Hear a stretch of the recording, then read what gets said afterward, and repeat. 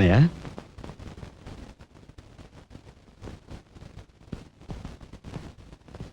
వదినా ఏం జరిగింది మాట్లాడరే.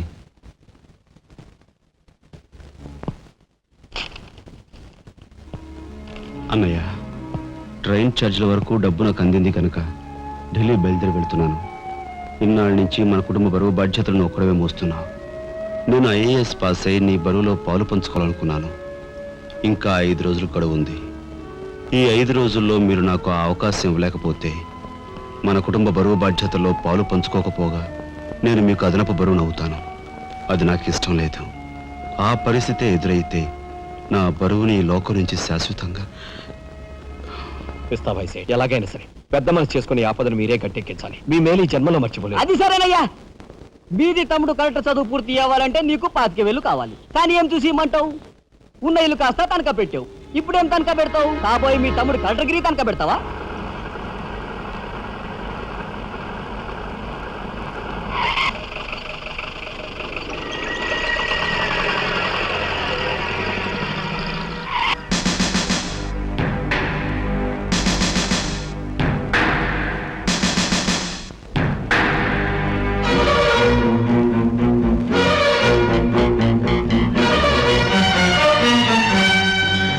జీపెక్కు. ఎందుకు ఎక్కాలి? It's my request. నీతో చిన్న పని ఉంది. కమాన్.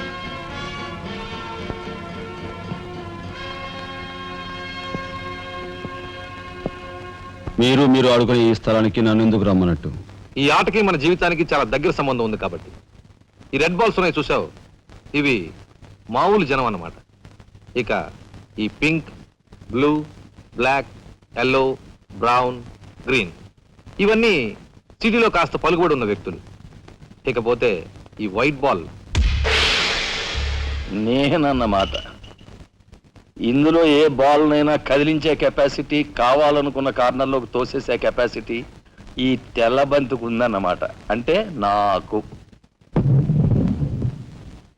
దీన్ని తెల్ల బాలు అంటారు, క్యూ బాల్ అంటారు. ఓహో, ఓసారి క్యూ ఇటిస్తారా? దగ్గరగానే ఉందిగా, తీసుకో. నేను అడిగింది ఆ క్యూని. నువ్వట. రా రా. Yeah yeah. వచ్చాను. ఏం కావాలి? నేను అడిగింది ఈ క్యూని, నిన్ను కాదు. ఎంతో శక్తివంతమైన ఈ క్యూ బాల్ను సైతం కదిలించే శక్తి ఈ క్యూకుంది. అంటే నేను ఈ క్యూ లాంటి వాడిని. నీ తసారావులో బొడ్డు ఎస్పీ మా బలెంటోని తెచ్చావయ్యా. నాకు నచ్చాడు. సర్లే, మంచి కెపాసిటీ ఉన్న క్యాండిడేట్. కళ్ళు మూసుకుని ఉద్యోగం ఇచ్చేయచ్చు. చూడబాయ్, నేను చెప్పే ప్రతి పనికి ఓ రేట్ ఉంటుంది. Fixed rate. ఎవరి కష్టాతీత ఉంచుకోరు. Spot payment. ఫైటింగ్కి వెళ్ళావనుకో 1000 రూపీస్. కాలో చెయ్యో తెచ్చావనుకో 5000 రూపీస్. లైఫే తీసేసావనుకో 10,000 రూపీస్ స్పాట్ పేమెంట్. మందు పొందు బేట. ఓకే? అంటే నాకు ఇచ్చేది గూండా ఉద్యోగం కాదు, గవర్నర్ గిరి. చేస్తావా? గూండాయే, కాకపోతే నంబర్ 1 గూండాగా కాస్త రెస్పెక్టబుల్ గా చూస్తావయ్యా. చూడండి, నేను ఫైటింగ్ పెడతాను. ఎప్పుడో చెప్పనా? న్యాయం అన్యాయం అయినప్పుడు. కాలో చేయో తీస్తాను. అదెప్పుడో చెప్పనా? ధర్మం అధర్మం అయినప్పుడు. లైఫ్ తీవాల్సి వస్తే తీస్తాను. అదెప్పుడు? మీలాంటి వాళ్ళు ఇలాంటి వాళ్ళు కలిసి బరి తెగించి కిరాతకులైనప్పుడు. ఓర్ని తసారావుల బొడ్డు బాలేంటోడే బాబు. వీడు ఇంటి మొగుడికి ఎక్కువ, రంకు మొగుడికి తక్కువ అన్నట్టున్నాడు. నాకేం నచ్చలేదు, మనకేం అక్కర్లేదు. నాకు అసలు నచ్చలేదు. ఏమిటయ్యా ఇది మంచి చట్టం లేకుండా? ఆ మాట అడగాల్సింది నేను. కట్టుకున్న మొగుడు పెళ్ళాన్ని బ్రోతల హౌస్ కు తీసుకెళ్ళడం ఎంత నీచమో, పోలీస్ ఆఫీసర్ ఒక పౌరుని ఇలాంటి గూండాల కొంపు తీసుకురావడం అంతకంటే నీచం. సిగ్గుండాలి.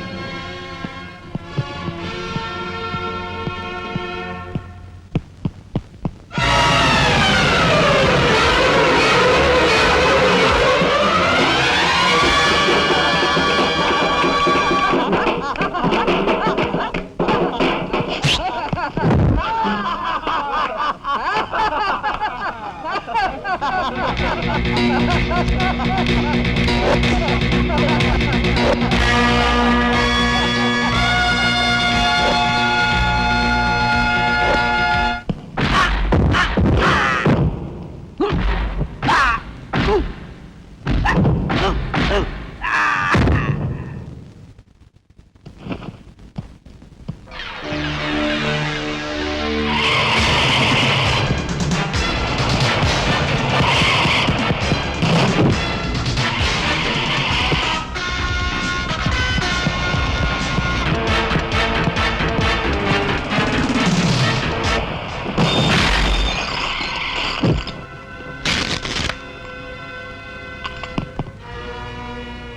వస్తా నీ తస్సరవల బొడ్డు.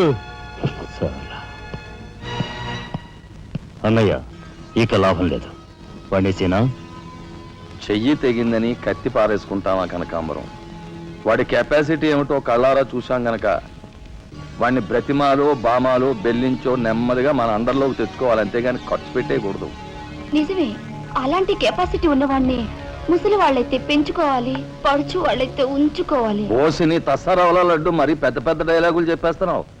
ఇంతకీ నీ కెపాసిటీ యాస్ట్రేక్ ఎక్కువ, డస్ట్బిన్ తక్కువ.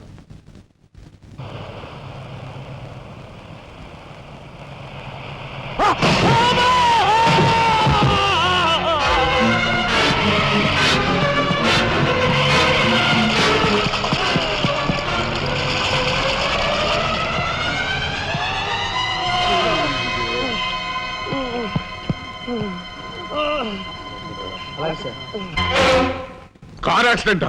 రేపు పెళ్లి పెట్టుకుని ఇవాళ నువ్వు కార్ యాక్సిడెంట్ చేసేవాడు ఎంత అప్రదిష్ట. ఈ సంగతి పోలీసులకు తెస్తే రేపు నువ్వు కూర్చోవాల్సిన పెళ్లి పీటల మీద కాదు, కటకటాల వెనకాల. నువ్వు వెళ్ళిపోయి డ్రైవర్ వచ్చాడో లేదో. కొండయా, కొండయా, ఎవరవయ్యా నువ్వు? మీ అమ్మాయి కార్ యాక్సిడెంట్ చేయగా చూసిన మనిషిని. మా అమ్మాయి కార్ యాక్సిడెంట్ చేసిందని చెప్పడానికి ఏమిటి ఆధారం? నాతో పాటు మరో 15 మంది చూశారు, వాళ్ళని తీసుకొస్తాను. బాబా లోపల కూర్చొని మాట్లాడుకుందాం.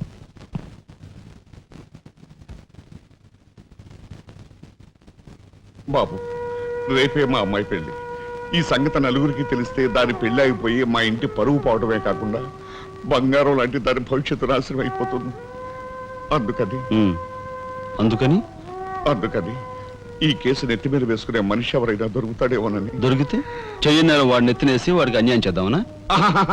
అన్యాయం చేయను బాబు, వాళ్ళు ఎంత అడిగినా ఇస్తాను. అంతేకాకుండా దెబ్బ తగిలే హాస్పిటల్లో ఉన్న పేషెంట్కి అయ్యే ఖర్చంతా నేను భరిస్తాను.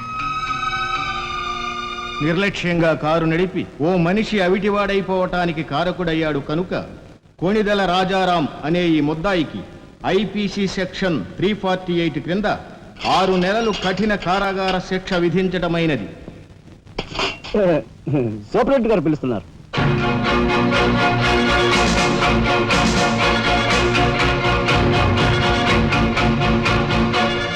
సార్ మీరా? నా కూతుర్ని రక్షించుకోవడం కోసం నిన్ను జైలు పాలు చేసినందుకు నేనెంతో సిగ్గుపడుతున్నాను. నేనేం త్యాగం చేసి జైలుకి రాలేదు సార్, మీ దగ్గర 25,000 పుచ్చుకున్నాను. నా బిడ్డ భవిష్యత్తును ఎలా కాపాడావో అంతకు మించి మీ అన్నగారి భవిష్యత్తును కాపాడినందుకు నిన్ను నేను ఖైదీలా చూడటం లేదు, నా గురువుగా చూస్తున్నాను. గురువు గారు. గురువు గారా? చిన్నవాణ్ణి, నన్ను మీరు. ఏ చిన్న పెద్ద ఏమీ లేదు, నేను ఆ నిర్ణయానికి వచ్చానంతే. పదండి గురుగారు. గురుగారు, ఇదిగో తాళం చెప్పు. ఇదేంటి నాకిస్తారు? ఇది మీ ఇలా చెప్పాను కదా, మీ ఇంటి తాళం మీ దగ్గర ఉండక మరెవరి దగ్గర అయితే మాత్రం మీరేం మాట్లాడుకోండి, మీ కాబట్టి ఇస్తాను కానీ మరింటి ఎవరికైనా ఇస్తాను. ఇదిగో ఉంటుంది. నా ఖైదీ ఎక్కడా? మీ ఖైదా? ఎవరా ఖైదీ? ఖైదీ నంబర్ 786 యాక్సిడెంట్ చేసి వచ్చాడు చూడు, ఆ ఖైదీ. ఆ గురువు గారా? ఆ గురువు గారే. ఇంతకీ మీరు ఎవరు? నేను గురువిని. గురువులా అంటే? ఎలా చెప్పేది? నేను మీ గురువు గారి జీవిత ఖైదీ. అయ్య బాబోయ్, నమస్కారం అండి, రండి కూర్చోండి. What is this nuisance? ఎవరి అమ్మాయి? మన గురువు గారి వైపు గారు, గురువుని. నమస్కారం బాబాయ్ గారు. ఆశీర్వాదం అమ్మా. గురువు గారిని చూడాలి చావా? అయితే గురుగారి దగ్గర స్వయంగా తీసుకెళ్తాను రామ్మా. జిందాబాద్ బాబాయ్ గారు. రామ్మా.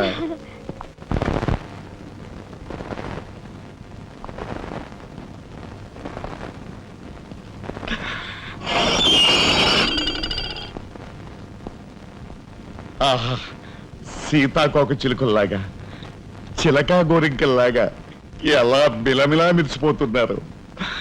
గురువు గారు. సిగ్గులేదు? ఎవరైనా చూసి ఏమనుకుంటారు? అసలు ఎందుకు వచ్చావు? నేను ఇల్లు ఖాళీ చేయించిన పాపానికి జీవితాంతం నన్ను ఇలా చిత్రవధ చేయడమే కార్యక్రమంగా పెట్టావా? వెళ్ళు. గురుగారు, గురుగారు, ఏమిటండి ఇదంతాను? ఈ అమాయకురాల మీద ఇలా కేకలుస్తున్నారు ఏమిటండి?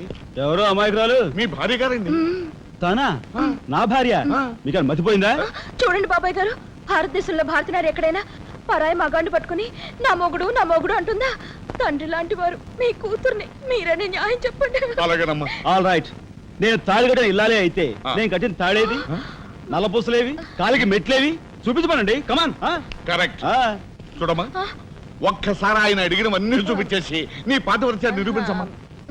బాబాయ్ గారు పొద్దున బాత్రూమ్ స్నానం చేస్తున్నప్పుడు అవన్నీ మర్చిపోయి మర్చి వచ్చి మర్చి నీ బొంద మర్చిపోయావు. ఇదిగో చూడండి, మీ మీద ఒట్టేసి చెప్తాను, ఇది ఒట్టి దొంగ సరుకు. ఇక మీద ఈ జైలుకి నన్ను కలుసుకోవడానికి రకరకాల వేషాలతో రకరకాల భాషతో వస్తుంది. వచ్చి ఏడ్చి గీ పెట్టా సరే మీరు దాన్ని అలో చేయొద్దు. సత్యం ఎలా వచ్చేది? That's right. మీ కూతుర్ని ఇక నన్ను సెంటిమెంట్ లో కొట్టాలని ప్రయత్నించుకో. లాఠీ చార్జ్ చేస్తాను, బాబాయ్ గారు, లేదంటే బాష్పాయి వదులుతాను. బాబాయ్ గారు, ఇక లాఠీ చార్జ్ చేస్తాను అంతే. అయ్యో. పద, ఇక శ్రీరామ. మాట్లాడకూడదు పద.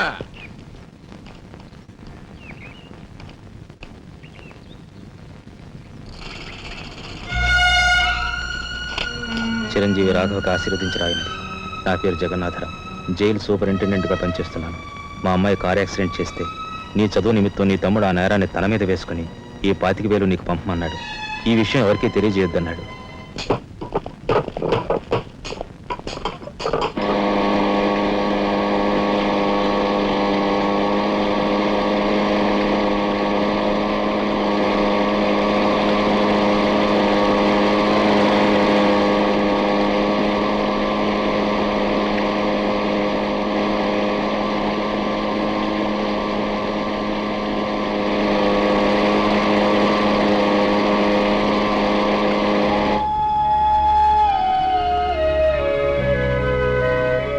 నాయనమ్మా,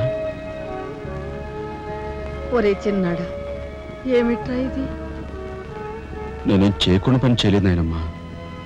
అనుకోకుండా యాక్సిడెంట్ చేసి అవునరా, చెయ్యని యాక్సిడెంట్ నీ నెత్తి మీద వేసుకుని ఆ పెద్దంటి పరువు కాపాడావు. చిన్నవాడిపైన మా అందరి బరువు నీ నెత్తి మీద వేసుకుని నీ జీవితాన్ని జైలు పాలు చేసుకున్నావు. నాయనమ్మా, ఇదంతా నీకెవరు చెప్పారు? నా మూలంగానే తెలిసింది. నభ్రియాత్ సత్యం అప్రియం అన్నారు, కానీ ప్రియమైన సత్యాన్ని చెప్పకూడదని వేదాల్లో కూడా లేదుగా గురుగారు. చిన్నడా,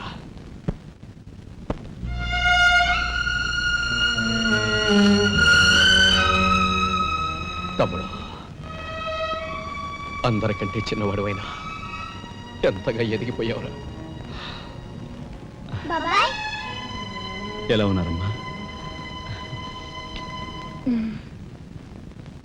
నువ్వా?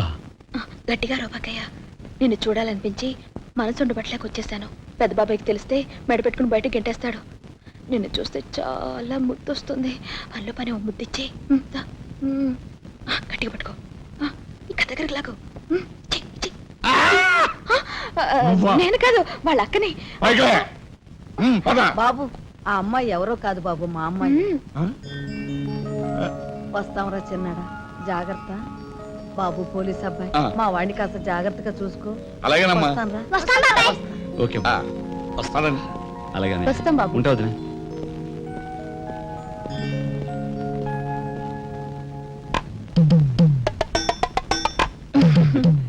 ఏంటి వాళ్ళతో వెళ్ళవా? ఇక్కడే ఉండిపోతావా? ఆహా. రఫ్ అని సరే ఉంటున్నావు.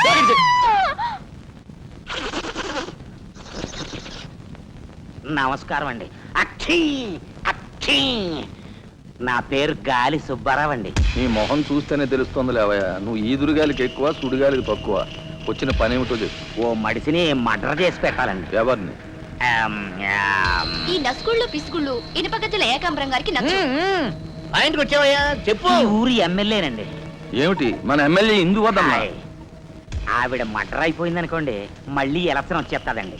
అప్పుడు నేనేనండి క్యాండిడేట్ని. అయితే మా అద్దరికి 50 లక్షలు అవుద్ది. ఇచ్చుకుంటానండి.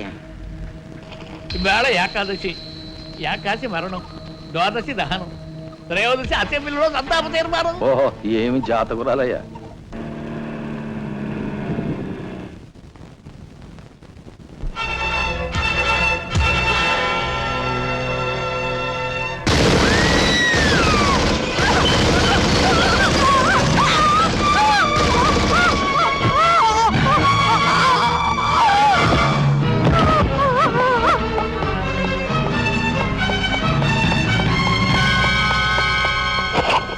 మీరు చెప్పిన పని చేశాను సార్.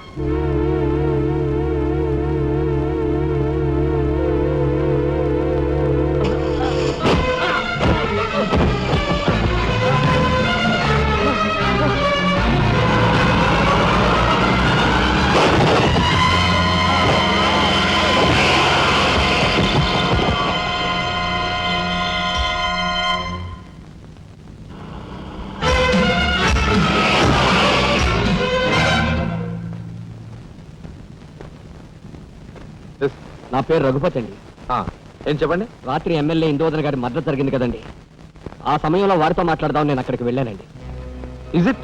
ఆవిడ గారిని చంపిన వ్యక్తిని నా కళ్ళారా చూశాను. ఎమ్మెల్యే గారిని ఆవిడ సెక్యూరిటీ గారిని కాల్చి చంపాడు. ఆ సెక్యూరిటీ గారిని ఏకాంబరం గారి తమ్ముడు కనకాంబరం జీవితంతో గుర్తించి చంపాడు సార్. ఇప్పుడే నేను బయలుదేరి వస్తున్నాను, మీరు అక్కడే ఉండండి. మీకు చాలా థ్యాంక్స్ ఎస్పీ గారు. ఎందుకు సార్? వాడిని మీరు అక్కడే ఉండమన్నందుకు.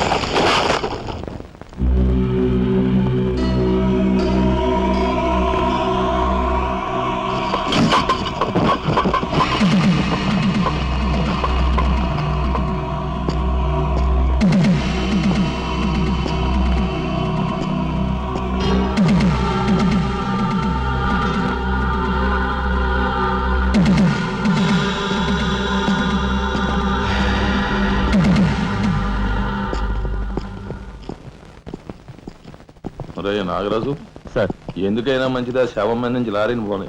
యాక్సిడెంట్ కేసు కింద ఎస్పీ గారు బుక్ చేసి నేను బొక్కలో దోసేస్తారు. ఏమయ్యా? అలాగే. ఆ తర్వాత నువ్వు జైలుకి వెళ్ళి సంతకం పెట్టి నీ స్టైల్లో పారిపోయి. వీడేమవుతాడు? వీడు బంద, వీడు మహాన్ కార్యగారం రాసి పెట్టారు. శుభం మాటలు నువ్వు కారు అయితే సరే.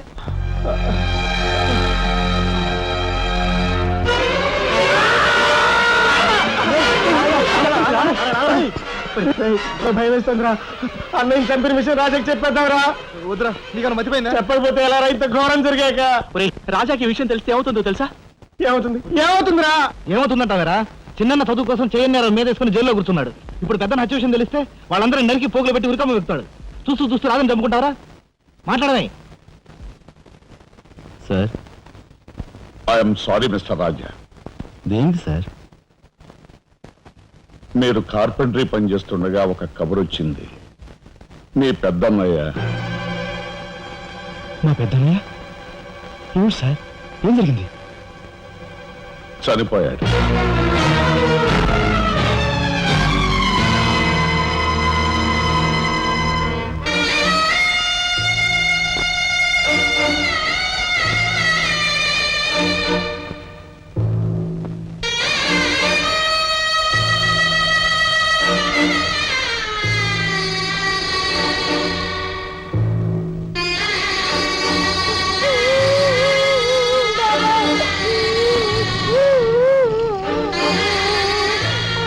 చేసిన నేరం. లారీ యాక్సిడెంట్ చేసి ఒకరిని చంపాడు. ఓకే, సంతకం పెట్టు.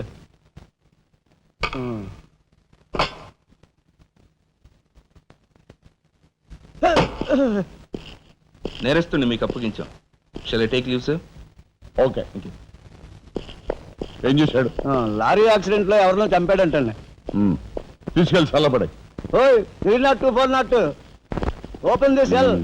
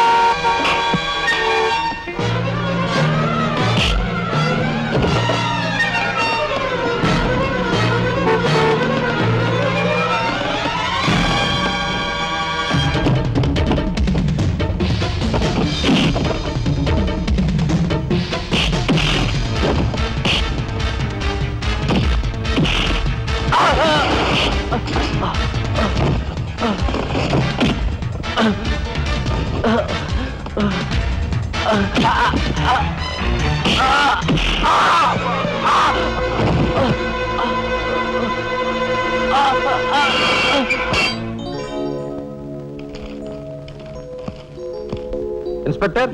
Yes sir. ఈ కుర్రాడు ఐఏఎస్ సెలెక్ట్ అయ్యాడు. మన ఊరు వాడే. ఇతని గురించి కొంచెం ఎంక్వైరీ చేయాలి. Just minute. ఇతను కలెక్టర్ కాబోతున్నాడు. మా అమ్మాయి నుంచి ఆలోచన ఉంది. ఎంక్వైరీ చాలా జాగ్రత్తగా చేయి.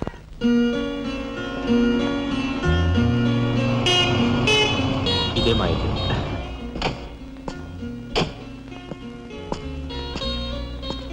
Thank you. Bye. Bye bye.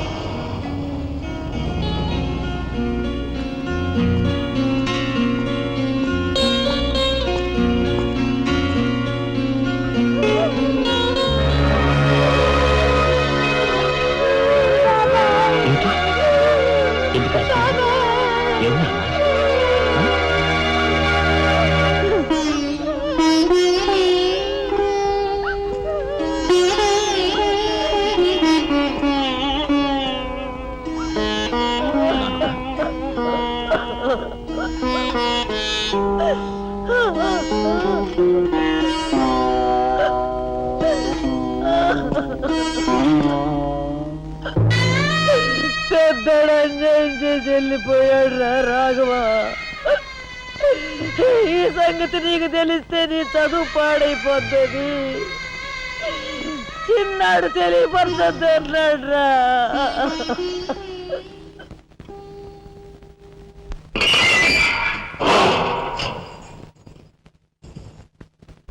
ఇదేమిట్రా, నేను జైల్లోకి వెళ్ళేటప్పుడు నీరసమొహాలే, తిరిగి బయటకు వస్తుంటే కూడా అవే నీరసమొహాలు. ఏం భోంచేయట్లేదా? రాజా అదే అన్నయ్య పోయాడు కదా, ఆ బాధను తట్టుకోలేక. అది కాదురా రాజా.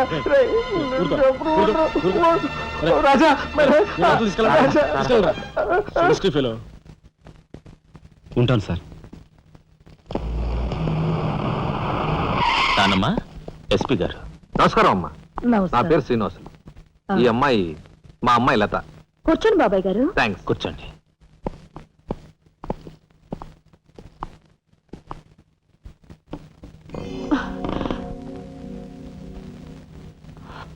బాబు గారు, తమరు ఎందుకు వచ్చినట్టు?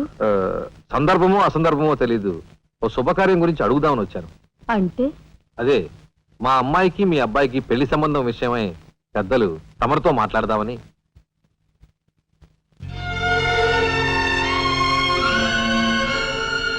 మా అమ్మాయి మీ అబ్బాయి అంటే ఇష్టపడుతుంది. మరి మీ అబ్బాయి ఏమంటాడో? నాకేం అభ్యంతరం లేదు. బాబు గారు, మా ఇంట్లో ఏ నిర్ణయమైనా అందరం కలిసే తీసుకుంటాం. మా చిన్నాడు రాజా ఇప్పుడు వస్తాడు జైలు నుంచి. నాకు తెలుసమ్మా, అందుకే అతను వచ్చేలాగా మనం శుభం అనుకుంటే రాగానే తీపి తినిపించవచ్చు. వాడి నోటి నుంచి వచ్చే సమాధానమే మా అందరి నోటికి తీపి కబురు. బాబు గారు, అమ్మా బాబాయ్ వచ్చాడే. వచ్చావా? నిన్ను గురించే తలుచుకుంటున్నావురా. 100 ఏళ్ళ ఆయుష్. ఎలా ఉన్నావురా? ఎస్పీ గారు, కొంచెం అలా పక్కకు వస్తారా? మనం ప్రైవేట్గా మాట్లాడుకుందాం. Why not? షూర్, పద బాబు.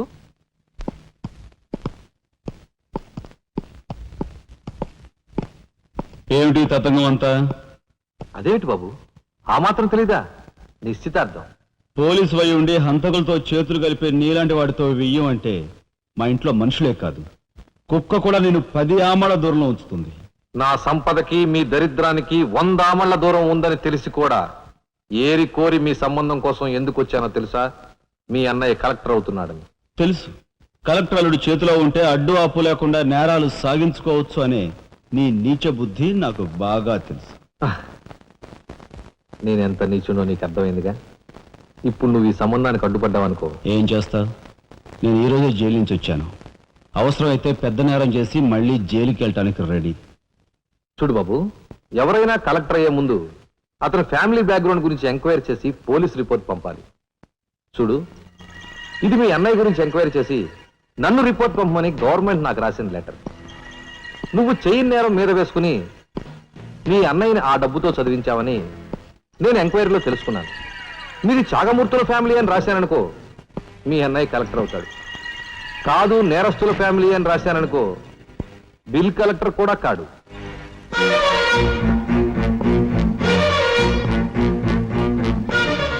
మరి మీ అన్నయ్య కలెక్టర్ కావాలనుకుంటావో ఇంకేం కావాలనుకుంటావో నువ్వే నిర్ణయించుకో.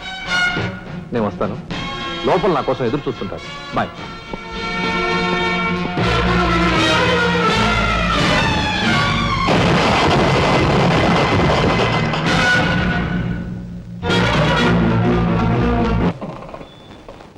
అదిగో ఏకాంబరం గారు కూడా వచ్చేసారు. రండి సార్, రండి. వెల్కమ్. రండి సార్. నమస్తే.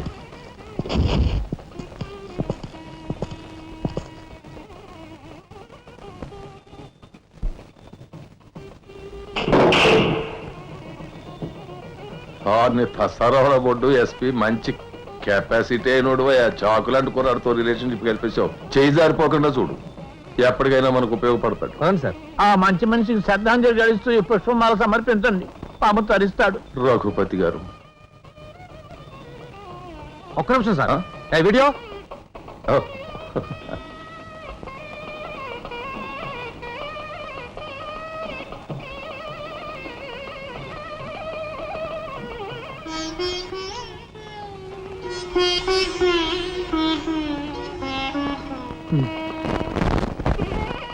Thank you.